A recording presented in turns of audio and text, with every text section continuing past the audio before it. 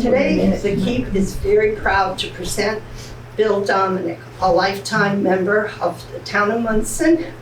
Bill has always been interested in history and the antiques. And Bill is a 50-plus year member of the Historical Society, like I am. That shows our age. Joined in kindergarten. And he is currently a member of the board of directors. Let's have a warm welcome for Bill Dominick. Thank you. Thank you. Well, I guess we're here to hear about hats. Well, the hats were what put Monson, one of the things that put Monson on the map in the 1830s, 1838 exactly. There was sort of a depression going on in the country in the late 1800s.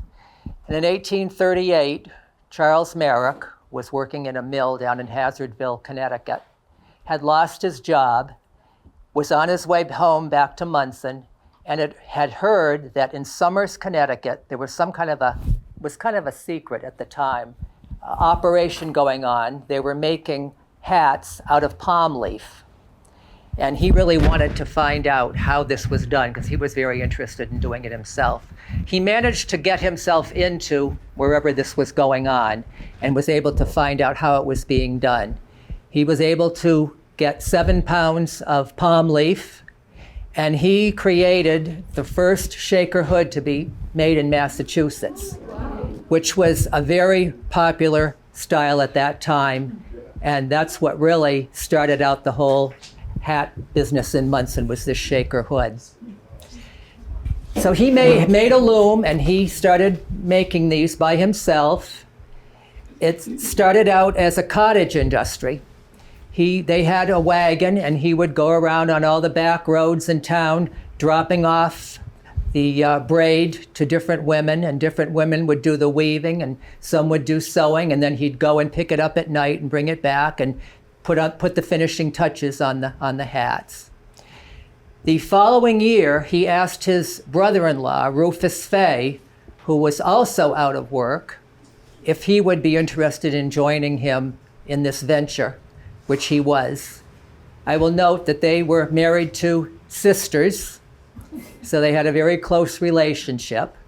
So in 1839, I believe, they purchased the building which is on Main Street where Monson Pizza Shop is.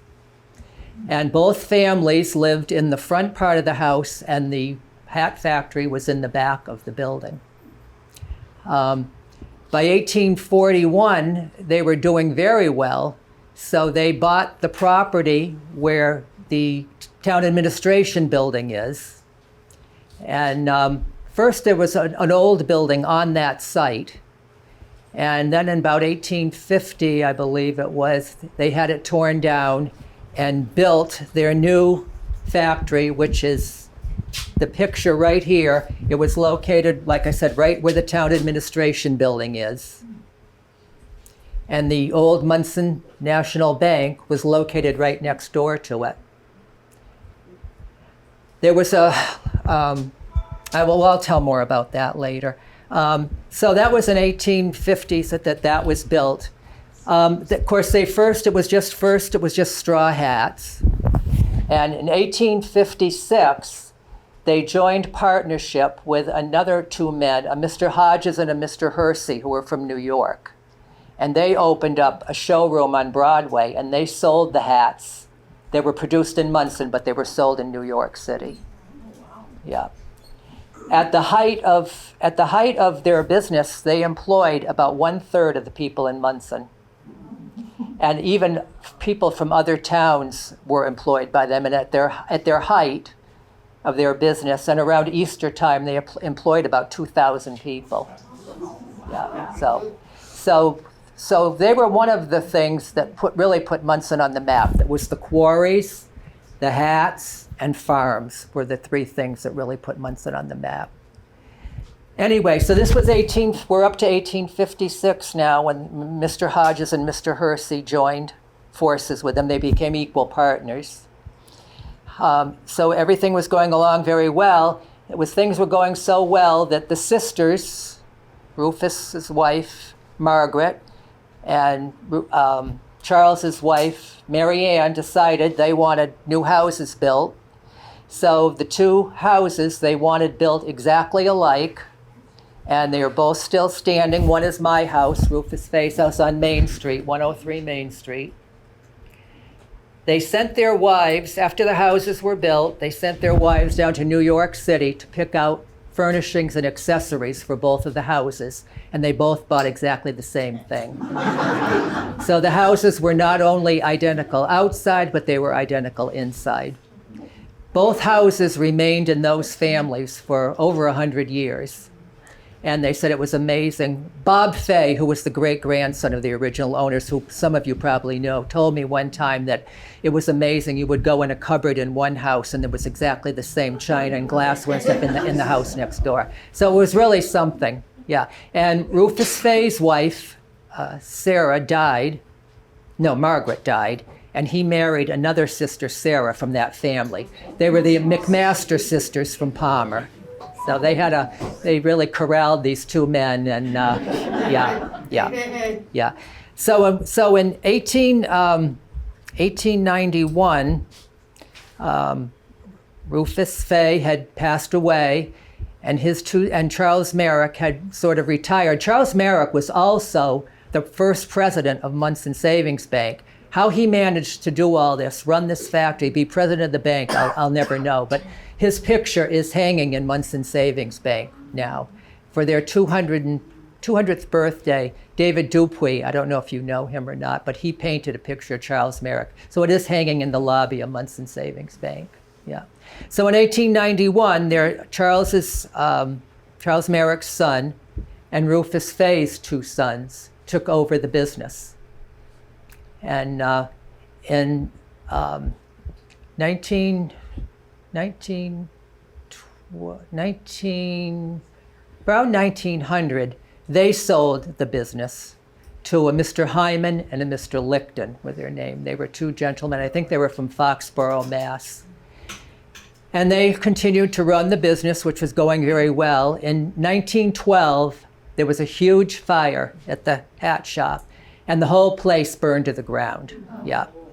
The whole Veterans Field, if you're all familiar with that, which was in back, was filled with all outbuildings. There was the box shop, there was the shipping department, there was the glue factory, it was filled with buildings. And the whole thing had to be bulldozed, and I understand that it was all buried underneath, it's all under Veterans Field, yeah. So from that point, they rented a mill that was on South Main Street that had belonged to the Reynolds family, which had closed. And they opened up there for a few years, and then the Cushman Mill, which is still barely standing on Cushman Street, which belonged to the Cushmans. They had gone out of business at the time. So Mr. Hyman and Mr. Licton at that time bought that mill. And that mill ran till about 1926, I believe. And that was kind of the end of the hat factory in Monson. And Bob Meacham brought a picture in of this is the hat factory, which is still standing. Barely, I guess. You can all come up and look at this when we're through here. And this house that's next door to the factory, which is still there and which was just recently sold, that was the office to the mill. Yeah. That's Cushman Street? That's on Cushman Street, yeah. And both the house and the mill are still standing. It's a shame that something couldn't be done with that mill, but I'm afraid maybe it's too late now. Is that Sherman's house? Used to be Sherman's? Yes, yeah. I grew up in front of that house. Oh, really? On Cushman Street. Oh, really? Yeah. And it was just recently sold, and it's an interesting place. Yeah, I was in it the other day. Okay, and the hats here that are on the table. In 1860, when Hodges and Hersey joined forces and had the showroom in New York, that's when they started going into men's hats. Before that time, it was just women's hat, and they started going into felt hats. So everybody knows about the stovepipe or the hat. And this was a derby. And this was an example of some of the men's straw hats that they started producing. And the other hats, I'm not sure of the period of all these hats, but I'm sure they were probably not from the American Fay Straw Works, but they are all hats, period hats that belong to Monson Historical Society. Another interesting, and these were the hat molds that they would put the hats on to glue them and work on them and decorate them. And so the Historical Society owns many, many different sizes and styles of these molds. Yeah. Another interesting thing I have here is a collection of hat pins. Now, these were very popular from about 1860 to about 1920. And they could either be used to hold a hat in place, go through your big piled up hair, hold a hat in place, or sometimes they were used just on the side of a hat, pinned in on the side of a hat. And also, something that I really didn't know but just found out about is they were also a good weapon. And they really were a good weapon. I can remember when I was a kid, my grandmother telling me a story that she was at the movies when she was a young girl, and some man was sitting next to her and put his hand on her leg. And she didn't have a hat pin, but she said she had a safety pin, which she bent out and rammed him with it. She said he immediately got up and left. So she used to love to tell that story, and I'm sure she did it too. I'm sure. Yeah. Some of the pictures we have that I have here are, this is a picture of the Merrick and Fay homes on Main Street, which you can all come up and take a look at. They were built in 1842, like I said, for the sisters, and furnished identical. Yeah. This picture was taken in 1915. This is an earlier picture. This is of my house, the Rufus Fay house. This was taken in 1890. Luckily, I was a good friend of Bob Fay's, so luckily I was able to get a lot of the stuff that he had. This is a beautiful picture of the carriage house that is still located in back of my house. We don't own it, someone else owns it, but you'd never know that it's been so altered but this was a beautiful Gothic carriage house. And this was originally in the middle of the driveway of the two houses, and both families shared this. At some point, a barn was built in back of the Merrick house, and this carriage house was moved in back of our house. But they both originally, it was in the middle of the driveway, and they both shared it. These are pictures of, this is Charles Merrick and Rufus Fay, and this is a postcard of the hat shop. This is a picture, kind of interesting, of the front parlor at my house, the Rufus Fay house. In 1909, it was an engagement party for Catherine Fay, which was a granddaughter to Rufus Fay. This is also a picture of the front porches on these two houses were not original. The front porches were probably added on, probably in the late 1800s. And this picture is taken in 1865, and it shows the house without the porch on the front of it.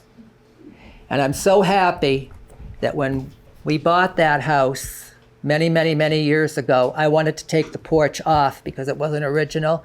And I'm so glad that I didn't have the money to do it, because we use that porch all the time. Yeah.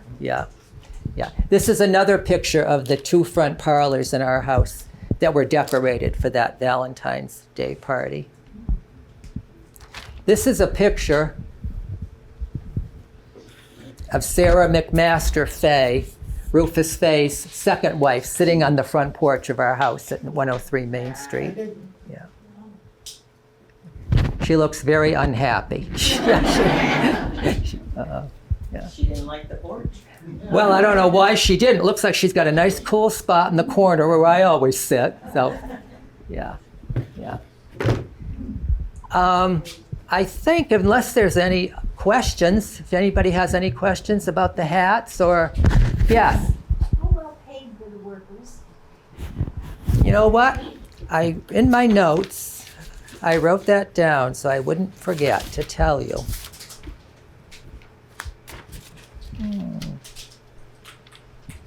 The girls got $3 a dozen in the sewing room.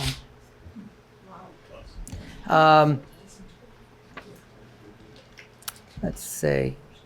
And this is a list of the fancy hats sold for $28 a dozen. Yeah. The shaker hoods, which were the original hat that started it all, those sold for $1 to $1.25. They put out 6,000 hats during rush season. Yeah.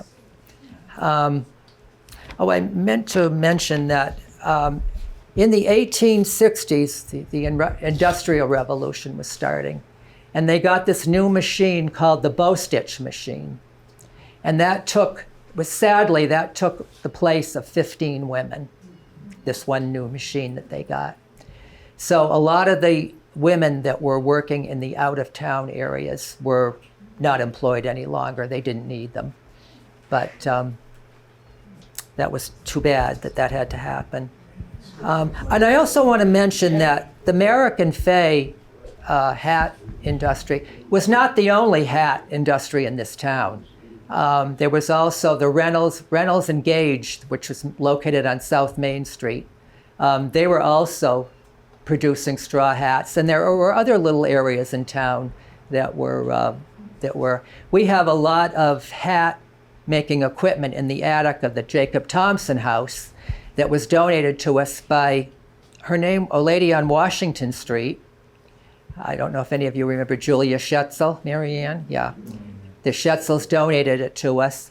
And I guess there was some hat making going on in attics in certain towns. I also heard that hats were being produced at Dr. Soul's house, which was next to the library that was torn down. At one time there were hats being produced in that house. So like I said, hats really was something that really put us on the map. Yeah. And there was, they had boarding houses around town because it was mostly women in the beginning that were working on the hats. And there were boarding houses in town where they stayed. Where I mentioned they first had where the pizza shop is, where they lived, they had turned that into a boarding house. And they boarded in many other houses around town. Yeah. Yeah. So it was quite an outfit that was going. Yeah. Was the Reynolds Company here first? And the Reynolds Company was operating during the same period of time, I believe. I don't know if it was the exact same time, but they closed before the American Fay. Yeah. Because they moved, when the building burnt down in 1912, they first moved down to the old Reynolds hat making. it was already in the right space. It was, right.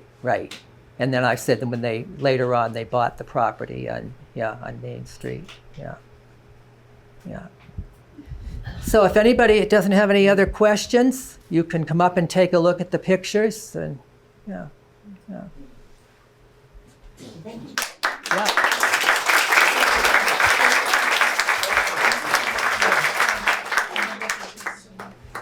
Myra had a connection to the hat factory. Her mom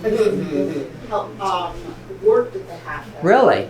And according to family history, that she was one of the first women trained on the new stitch machine. Yeah. Flower machine. Oh, okay. And then she ended up traveling around New England teaching other women. Oh, really? machines. Oh. We have some of her. She had autograph books. And she had her friends at the hat factory sign their names and, the little sayings. And they put in better sayings than it was nice knowing you, like, we were in high school, but, yeah, so we have a couple of those up Uh-huh. there too, with a lot of names and.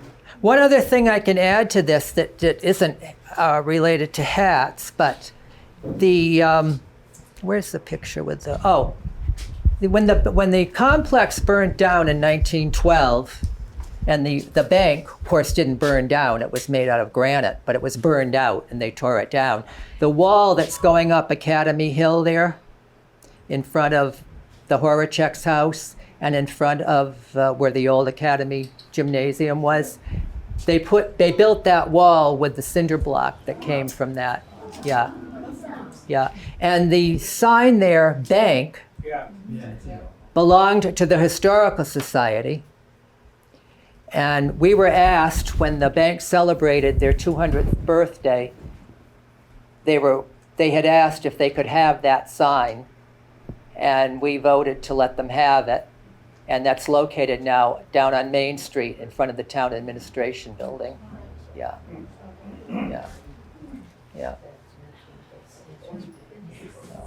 Bill, I have a question on the manufacturing process. Yeah, The straw hats, did that braid come already braided? no, they braided it. That's what these women, they would deliver the palm leaf around to these houses and the women would braid it. And then it would go to someone else to sew into the Yes, back of the yes. And then, and I didn't mention this, in the end, not long before the hat factory was done, they were no longer making the hats here in Monson. They were generic hats that were just sent here, and they were decorated in Monson with the flowers and feathers and whatever they put on. But they were no longer making themselves. They were coming in bulk, felt hats, and yeah. Where were they coming in from? They were coming, I believe, from Foxborough, Mass. There was where they were producing them there, and Danbury, Connecticut, I believe, is where they were. Where did they get most of the palms from? The palm leaf, I'm not sure where the palm leaf came from. I know, like I said, Charles in the beginning was able to acquire 7 pounds of it to start out with, but after that, I don't know where they, yeah. Bill, after they sewed all the braids together, did they soak it to give the hat shape? Is that? I believe they did, Judy, yeah. And then I think they lacquered it Oh. to keep it in place, and yeah. Quite a few steps. Yes, well, you were right, yeah, Quite a right, few. yeah. Thank you, Bill. Okay, you're welcome.